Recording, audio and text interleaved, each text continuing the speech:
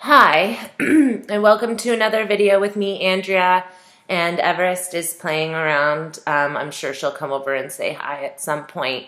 This is actually like the third or fourth time I've tried to film this video because my anxiety has been really, really bad, and it causes me not to be able to form my thoughts as well. And then when I don't form my thoughts as well, my anxiety convinces me that that's going to cause people to not respect my message as much. So because I believe so strongly in what I'm talking about, I really want to do a great job at communicating what I'm saying. However, I also don't want to hide that this is something that I'm emotional about. And I think, has really real life implications for so many people and for so many animals, non-human animals.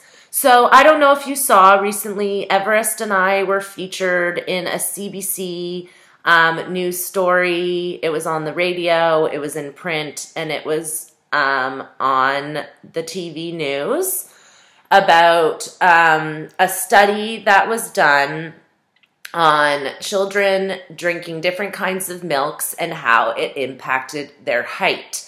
The study was published by like a lot of Canadian news news stations. It was on Global TV, it was on CBS, CNN, which, I don't even think is a Canadian network.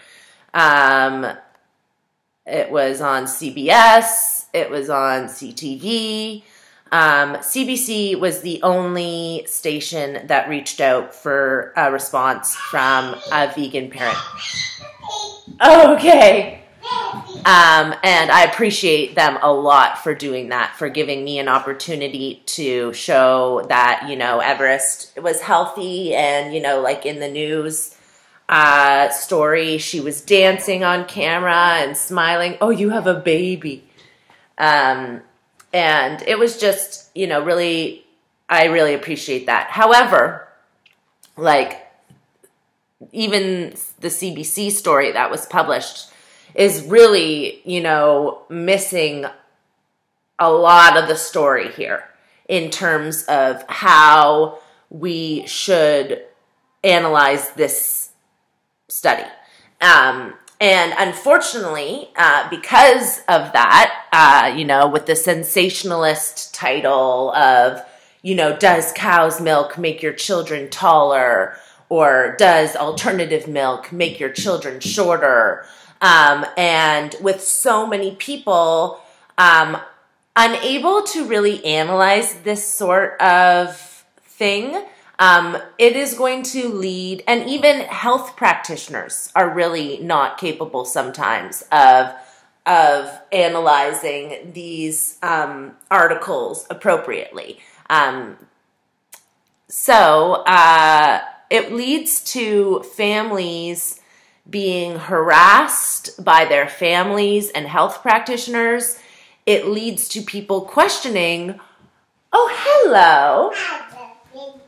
You got a baby? Do you want to say hi? Hi. Hi. You got a baby? You're going to give her some bottle? Give her milk? Milk. You give her milk? Her soy milk? And it leads to people questioning whether or not this lifestyle of raising vegan kids is healthy. And of course, I know it is healthy. So I wanted to respond to the incomplete reporting and really tell you what CBC unfortunately had to cut from my interview because, of course, I said so much more than what they quoted. So the first thing I want to address... Hi, you want a kiss? Kiss the baby belly. The first thing I want to address is the funding for the study. So in the articles, it all mentioned St. Michael's Hospital, but if you actually read the study, which cost a couple dollars to do, $40. Okay, go outside, my love. Oh, Daddy, poo-poo. I'll throw you a cloth diaper.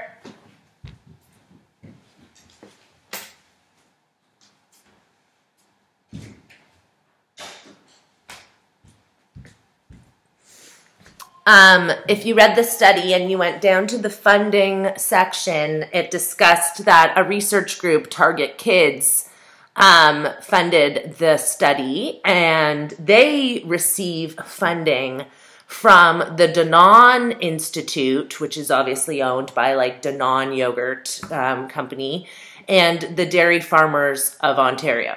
So, boom, right away, funding problematic, needs to be discussed, that is going to not necessarily cause them to skew data, but to manipulate the way they do the study kind of to find the outcome that they want.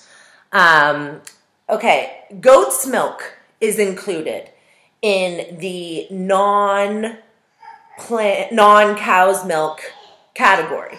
Goat's milk. Is everything okay? Do you want a hug? Come here for a hug. You want Boopy? For baby. Oh, for baby? Okay. I have to breastfeed her baby. So, that's important also because a lot of the articles made it seem like this was really about comparing plant milk to cow's milk, but we have to address the fact that an animal milk was in the alternative milk section. The other thing we need to talk about is taller necessarily better? Is taller healthier? As long as a child is getting all of their nutritional needs met, what does height have to do? We've as a society kind of always generally accepted height to be genetic. And, for example, my husband is significantly shorter than his two brothers. No one thinks that he didn't get his milk or didn't get his nutrients. It's just like, oh, he got a different genetic profile of his family's lineage and different heights in the genetic profiles and combinations. Like, that's just how we've always, as a society, looked at height. And it was very manipulative and, tricky of them to say, oh, people with cow's milk are taller, and just let people make the assumption that that's healthier when they really should clarify, like, taller doesn't mean anything. Like, as long as all their blood work is great, taller just means variance in genetic heights, most likely.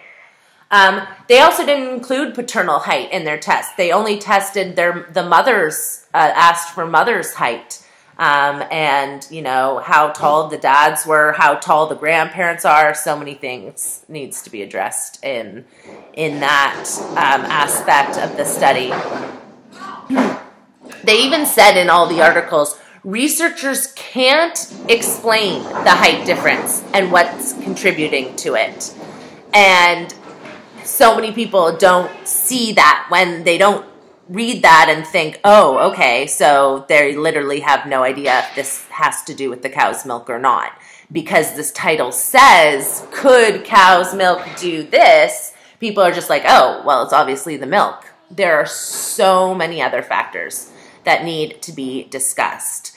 And overall, the difference in sample sizes, the room for error in height measurement. Like, have you ever taken a toddler's height?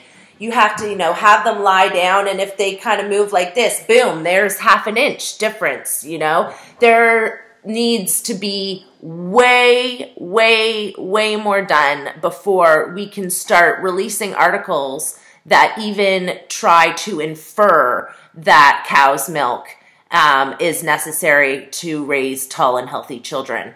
And it really does impact living beings when this kind of poor reporting is done, where we don't really tear apart things as as reporters should. You should say, like, is this legitimate? We don't really know. We don't think so. There's this, and this to look at. That's good reporting. And we need to, as a vegan community, push to end this sensationalism journalism about our lifestyle.